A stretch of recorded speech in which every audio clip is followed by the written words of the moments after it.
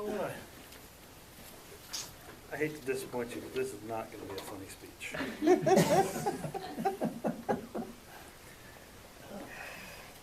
Toastmasters, Mr. Toastmaster, have you ever had to face a situation on your horizon that you simply didn't want to deal with?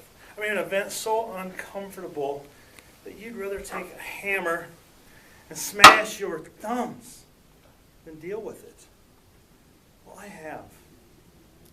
And I want to take you all back with me to August 19th, 2011. Because I want you to understand my emotional state from that day. Because if you understand my emotional state, the story I'm about to tell you will make a lot more sense. See, my flight landed at 10:30 Friday morning. I'd caught the red eye from New Orleans.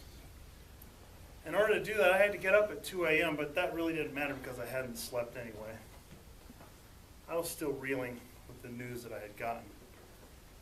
And I had to go home to something that I had no idea how to deal with, and I didn't want to face it. So I got in my car, and I headed towards the house. And I got to the top of the hill. I would have much rather stopped at the dentist's office at the top of my hill, had all my teeth abdicated, rather than deal with what I was about to deal with. But I made it into the drive, and I walked up to the door inside my garage, and I put my hand on it, and I had hoped. I hoped that he was going to greet me at the door. And I knew that was impossible, but I still hoped. And you'd have thought that door had the pressure of 1,000 dressers behind it for as long as it took me to open it. But when I did, I immediately turned right, and there it was. I mean, I knew it would be there. My wife told me it would be there. Because she had the unenviable task of calling me the day before to tell me that my dog, my best friend, had died. And I went to the mantle, and I grabbed his collar, and I held it to my face. And I could smell Sam.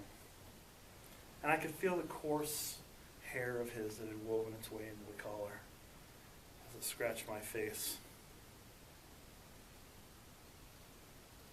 And I had no idea how to deal with it. So I moped. I moped for 2 days. I spent my days wishing that I could just drop my hand out there and his nose would touch it. I spent my days wishing that when I was walking down the stairs he would be bumping into me because he was so close to me. I spent my days wishing that whenever I cracked a beer that he would be there at my side begging for it. Toastmasters, up to this point in my life, I never really had to deal with tragedy. I mean, both my parents are alive. I've been married to the same woman for 26 years. My children have all grown into nice, young, respectable men. I've never had to deal with this. Sure, I had the death of my grandparents when I was young.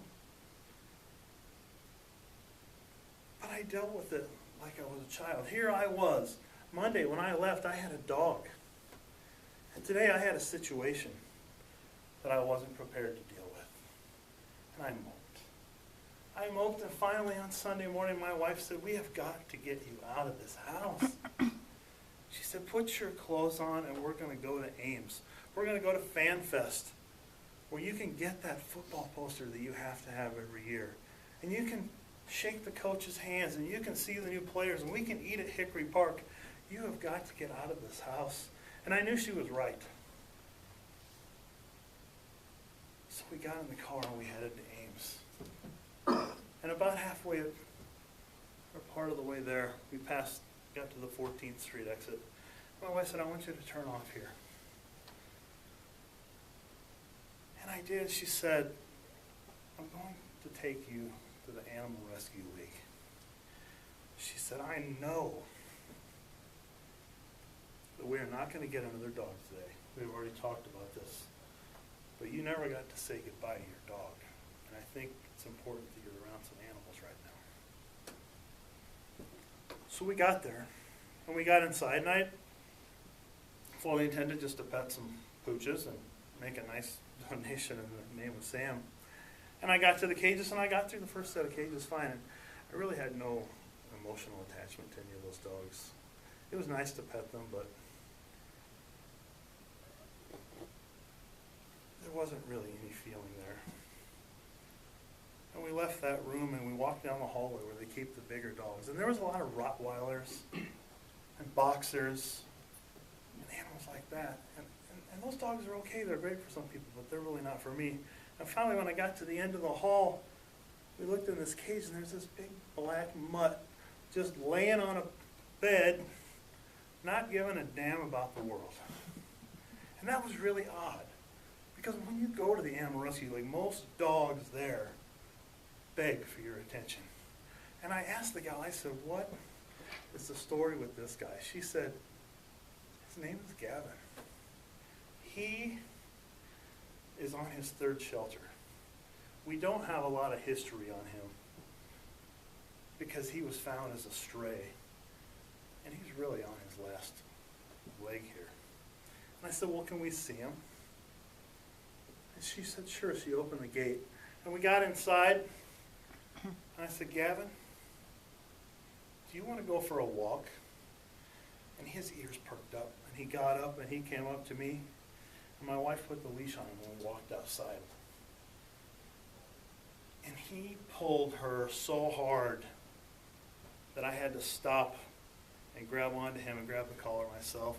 And he zigged and he zagged, and I couldn't control him. And my wife and I looked at each other and said, this dog is just out of control. Maybe we should take him inside into the petting room and see if he has any redeemable qualities.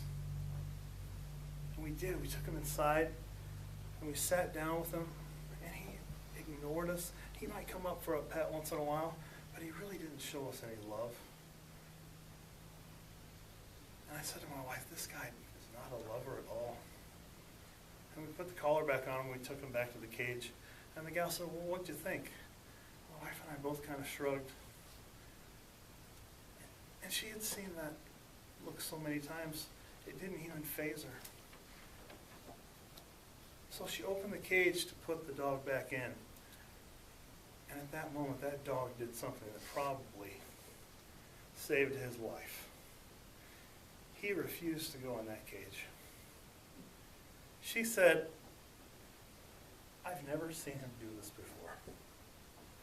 And she had to go get someone else to get some hot dogs to lead him into the cage. And once he got in there, he went right to that cot again and laid down like he didn't give a crap about the world. So we went to Ames. And I did. I got my football poster. And I got to shake Coach Rhodes' hand. And I got to see the new players. And there was one player I was really interested in. His name was Steele Jans. He was a hotshot quarterback, JUCO from California. And he was supposed to be Iowa State's QB1 that year. And after we got done meeting the players, I was standing there with my wife and I said, wouldn't Steele make a great name for a black dog? And she said, what? And I realized what I said, and I said, oh, I mean, for somebody else. You know, later. And we went to the bookstore so I could get my t-shirt that I have to have every year for the first football game. And I went back to the back of the store because that's where they keep the real men's sizes. And I got back there and I got my, and I'm about a 5-minute shopper, so I got my stuff. And I looked around, I couldn't find my wife because she could shop for an hour. I'd come and go. But I made my way to the center of the store hoping that she might see me because I stood in front of the registers and she might get the hint. And while I was there was a cart there with some boxes on it, so I just leaned against it and waited for her. And as I was leaning there, one of the clerks came up and she grabbed one of the boxes. And I said, just to make conversation, I said, oh, something new? She said, yeah, these are hot off the truck. She opened up the box. She started to put these things on the shelf, and what they were, red and gold dog collars. So I grabbed one. And I found my wife, and I said, we have to go. I said, if we leave right now, we can get to Ankeny before the ARL closes. She didn't argue. So we got down to Ankeny, and we were 15 minutes before they closed. And we got inside, and we went back to his cage, and it was empty. And I found the gal, and I said, we're here to see this dog. Where is he? And she pointed over to the petting room. She said, he's in there with a family right now. And my heart just dropped.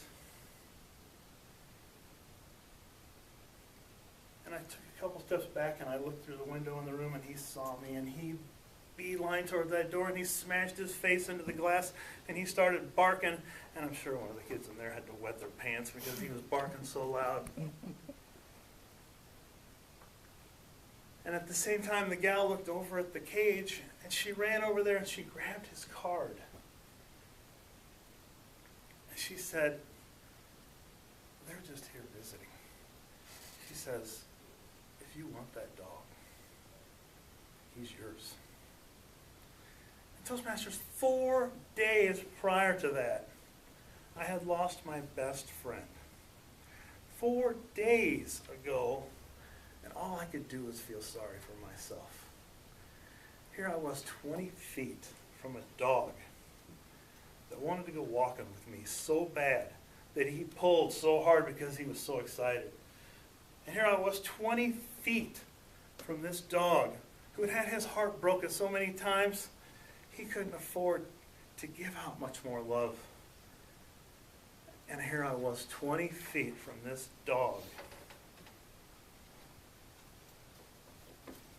who, despite all my flaws and my selfishness, wanted to go home with me. And he tried to give me the ultimate sign, and I almost blew it. And I turned to the gal, and I said, there's something you need to know about this dog. I said, his name is not Gavin. His name is Steele.